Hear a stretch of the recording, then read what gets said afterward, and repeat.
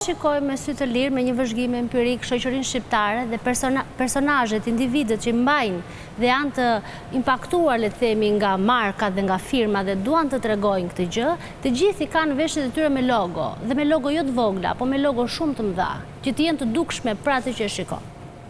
Kurse personazhet në fjalë që ju përmendët, është çështje mendësie, është çështje mënyre se si pasurohemi, se si janë këta të pasurit e rinj, se sa e trashëguar është kjo pasuri. Shoqëria shqiptare ne dim shumë mirë që pas viteve 90, para viteve 90 ne ishim gjithë njësoj.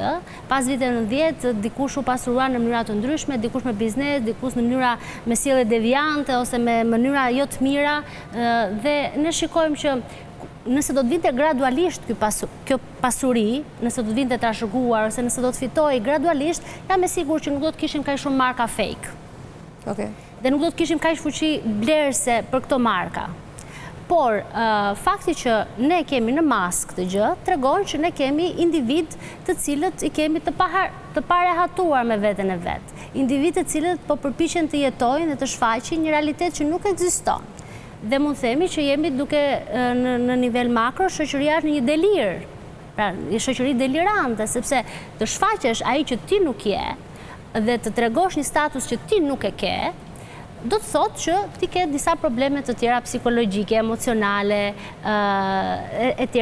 Ndonjëherë është dhe në kufite të qeshurës, sepse groteske, sepse ka nga këto logot që janë të shkruar edhe keq, apo të printuara dhe keq, edhe nga dëshira për të dukur si një individ që ke mundësi për t'i blerë, duke është një individ që as nuk i njeh. Ky është një moment që të gjithë ne duhet të reflektojmë dhe nuk duhet të vazhdojmë të jetojmë me sikurin, por, si thot populli, duhet shtirë këmba aq sa është organi.